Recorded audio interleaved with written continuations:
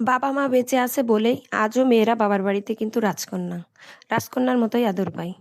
সেই ঘর, সেই উঠান দরজা সবকিছুই যেন তার নিজের থাকে। মা খাওয়ার সময় হলে রান্না করে ডাইনিংয়ে বেড়ে দিয়ে মা ডাকে, "আয় খেয়ে নে।" বাবা বাইরে যাওয়ার সময় বলে, "তোর কিছু লাগবে? লাগলে বল, আমি এনে দিব।" এই ছোট ছোট কথাগুলো বাবা মা, শুধুমাত্র বাবা মাই কিন্তু বাবার বাড়িতে বলে। কিন্তু একটা বিষয় দেখেন, যাদের বাবা মা নেই, বেঁচে নেই, তাদের পোড়া কপাল। বাবার বাড়িতে নিজের অস্তিত্ব মুছতে শুরু করেছে, কিন্তু যখন থেকে বাবা মা নেই তখন থেকেই দেখা যায় বাবার বাড়িতে গেলে সেই রকম আদর যত্ন করে ভাত বেড়ে খাওয়ানোর মতো মানুষ অনেকেই আছে, কিন্তু সেইভাবে যত্ন কিন্তু অনেকের করে না। ভাত বেড়ে সামনে গিয়ে যে আদর করে মা বাবার মতো করে খাওয়াবে সেরকম মানুষও কিন্তু থাকে না। যে বাড়িতে একসময় তার বেড়ে ওঠা আদর যত্ন ভালোবাসা হাসি কান্না সবকিছুর মধ্যেই কিন্তু বেড়ে ওঠে, সেই বাড়িতে প্রত্যেকটা দেয়ালে তার আর কি গল্পগুলো লেখা থাকে। কিন্তু একটা সময় আসে সেই বাড়িটাই মনে হয় অচেনা। সেই বাবার বাড়িটা হয়ে যায় কিন্তু ভাইয়ের বাড়ি। আর সেই ভাইয়ের বাড়িতে নিজেকে মনে হয় অতিথি। যেন সবকিছু আ আছে কিন্তু তারপরেও কি যেন নেই। এরকম হয় না? বাবার বাড়িতে ভাই, যখন ভাইয়ের কর্তৃত্ব আসে, মা-বাবা না থাকে, তখন ভাই, ভাইয়ের বউ তাদের কর্তৃত্ব, কিন্তু তখন এই যে রাজকন্যা, এই রাজকন্যার কদরও কিন্তু থাকে না। সত্যি কথা না? মেয়েদের জীবনটা যেন কেমন একটা। কোনো জায়গাই তার নিজের না। না বাবার বাড়ি, না শ্বশুরবাড়ি, না ছেলের বাড়ি, না ভাইয়ের বাড়ি। সব অন্যেদের বাড়ি। কিন্তু নিজের বাড়ি হলেও সেখানেও যেন তার নিজের কোনো কিছুই না। তাই না? বাবার বাড়িতে সেখানে বেড়ে ওঠে। দেখা যায় শত আবদার, হাসি, খেলা, সেখানে সবকিছু থাকে। কিন্তু কিছুদিনের অতিথি। আর সেই অতিথি যখন শ্বশুরবাড়ি চলে আসে, তারপরে দেখায় বাবার বাড়ি গেলে বাবা-মা বেঁচে থাকলে আদর যত্ন তো থাকেই, রাজকন্যা থাকে। বাবা-মা বেঁচে না থাকলে তারপরে একটা অতিথি, সেখানেও একটা অতিথি। মানে বাবার বাড়িতে সে একটা অতিথি। তখন কেউ আর বলে না, "এই ঘরটা তো তোরই। এই ঘরে এসে তুই থাকবি, তোরই তো ঘর। এই জিনিসগুলো তোর।"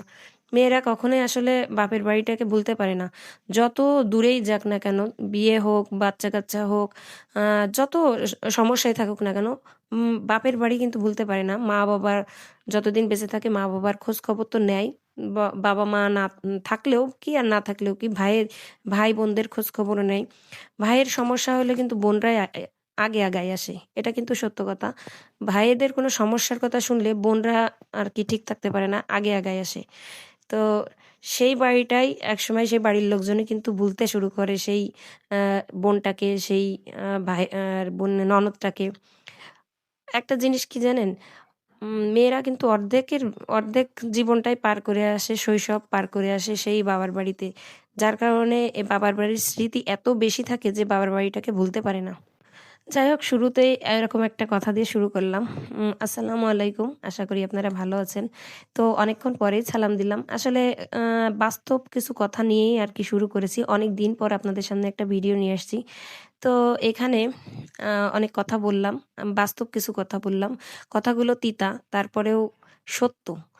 তো যাই হোক, অনেকের আমার কথার সাথে একমত হবেন, অনেকে আবার একমত হবেন না। যাদের আ আ এরকম কোনো ঘটনা ঘটেনি তারা একমত হবেন না। আ তো এই যে দেখতে পারছেন আমি একটা জিনিস নিয়ে আসছি অনলাইন থেকে অর্ডার করে। তো এটা হচ্ছে তেলাপোকা মরার জম। তো দেখা যাক তেলাপোকা মরে কিনা, আপনাদের সামনে একটু শেয়ার করতে আসলাম।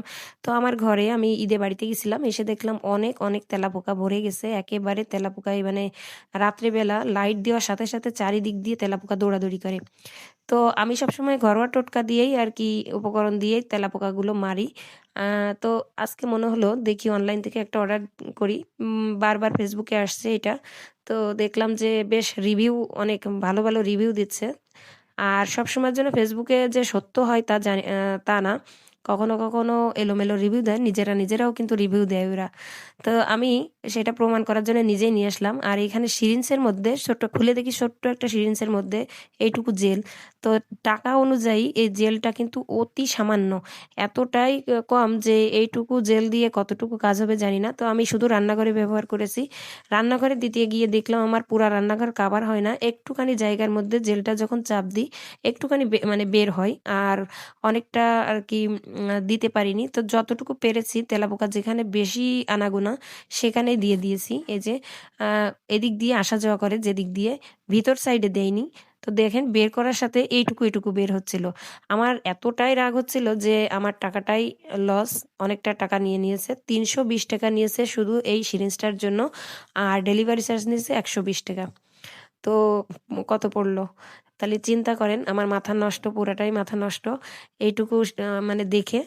যাই হোক তারপরেও দিলাম যে অল্প হলেও অনেক সময় দেখা যায় কাজ করে বেশি।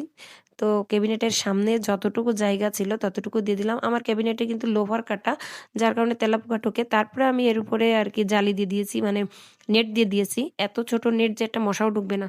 তার মধ্যেও তেলাপোকা সাইড দিয়ে চলে যায়। তেলাপোকা আসলে জায়গায় জন্ম নেয়, তেলাপোকা কোথাও যায় না। তো এটা হচ্ছে সকালের দৃশ্য। রাত্রে দিয়ে রাখছিলাম। আর তেলাপোকা দেখেন, সকালে দেখি ছোট তেলাপোকাগুলো বেশ মরেছে আর হচ্ছে মারা গেছে। আর যেগুলো বড় সেগুলো অনেক দূরে গিয়ে মারা গেছে। তো এইখানে রান্নাঘরেই শুধু দেখাচ্ছি কতটুকু। তো বেশ মোটামুটি ভালোই মরা, মানে তেলাপোকাগুলো মারা গেছে। তবে আমার কাছে মনে হলো যে পরিমাণে এই খুবই কম। যারা এই অনলাইনের বিজনেসগুলো করেন, প্লিজ আপনাদের কাছে অনুরোধ থাকবে, আপনারা এরকম মানে এত মানুষ ঠকাবেন না। একটু পরিমাণে বেশি দিবেন। আপনাদের জেলটা কাজের সত্যি, কিন্তু এতটাই কম যে আসলে সব জায়গা কাভার হয় না। তো এটা আছে, যদি আরেকটু পরিমাণে বেশি থাকে তাহলে এটা কিন্তু কাভার হয়ে যায় আর তেলাপোকার পরিমাণ কিন্তু আরো মরে। তো দেখা যায় একটাই কাজ হয়ে যায়। আর আপনারা যতটুকু দেন আমাদের ৩ থেকে ৪ টা নিতে হয়। আর ৩ থেকে ৪ টা নিতে গেলে আমাদের কস্টিংটাও বেশি পড়ে যায়। তো এক্ষেত্রে আমরা কিন্তু মানে পুরোপুরি ঠকে যাই। তো আপনারা প্লিজ কাস্টমারদের এতটা ঠকাবেন না। আপনারা একটু হলেও আরকি চেষ্টা করবেন যে পরিমাণে বেশি দেওয়ার। তো এখানে তেলাপোকা কিন্তু অনেকগুলা মরেছে। এখানে ছোট তেলাপোকা বলে মনে হচ্ছে না যে কতগুলা, অনেকগুলা তেলাপোকা কিন্তু। তো যাই হোক, এই তেলাপোকা মারার ওষুধটা কিন্তু বেশ কাজেরই ছিল। আর এদিক দিয়ে এই যে আমার ছেলে খুব দুষ্টামি করছে। ওর হচ্ছে হেঁচকি উঠছে। তো হেঁচকি ওঠার সময় আমি বলছি, "পানি খাও।" ও তো পানি খাবে না। আমি বললাম, "জোরে শ্বাস নাও।" তো আসলে এটা কিন্তু একটা বৈজ্ঞানিক আ আ ব্যাখ্যা। যখন হেঁচকি ওঠে তখন ভুল নিঃশ্বাসের কারণে কিন্তু হেঁচকিটা ওঠে। যদি লম্বা করে না শ্বাস নেওয়া হয়, লম্বা করে টেনে শ্বাস নেওয়া হয়, তাহলে ওইটা সঠিক পথে যখন শ্বাসটা যায় তখন কিন্তু হেঁচকি ওঠা এমনি আপনা আপনি বন্ধ হয়ে যায়। তো আমার ছেলে ছোট, তো ও পারে না। ওকে বললাম যে, "তাহলে তুমি পানি খাও। পানি খাওয়ার পরে হেঁচকিটাও বন্ধ হবে।" যাই হোক, ও কিন্তু আপনারা দেখতে পেরেছেন শুরুতে অনেক কাজ করেছে। আমারও ওয়াশিং মেশিনে কাপড় ধুয়ে দিয়েছে। তো নিজেই আরকি করেছে। আমি শুধু মুখে বলে দিয়েছি। অনেক কাজ আমার করতে যাই। তো যাই হোক করেছে। এখনও সে বাহানা ধরেছে যে ছাদে যাবো। তো আমি ওকে বিকালে ছাদে নিয়ে যাচ্ছি খেলাধুলা করার জন্য। আর আপনাদের সাথেও একটু আমার ছাদটা শেয়ার করব। অনেকদিন আপনাদের সাথে এগুলো শেয়ার করা হয় না। যদিও আমি এখন অনেকদিন ভিডিও-টিডিও দিচ্ছি না। তো আপনাদের সাথে আজকে একটু আরকি ভিডিও শেয়ার করব। করব কি আর করছি। আর দেখেন অনেকদিন ভয়েস ওভার করি নাই। যার কারণে এই কথাগুলোও সব এলোমেলো হয়ে যাচ্ছে। আর এখন এই যে চলে যাচ্ছে ছাদে। তো ছাদে গিয়ে খেলা করবে। এখন খেলার জন্য খুব বাহানা ধরেছে। আর আমাদের ছাদে কাজ কিন্তু সেরকমই আছে। এখনো কাজ সেইভাবে শেষ হয়নি। শুধু ২ টা লিফট, কিন্তু একটা লিফট কোনরকম কমপ্লিট হয়েছে। আরেকটা লিফট এখনো কমপ্লিট হয়নি। তো একটা লিফটের উপরেই প্রেশার পড়ে যাচ্ছে। সবাই একটা লিফটে ওঠানামা করে।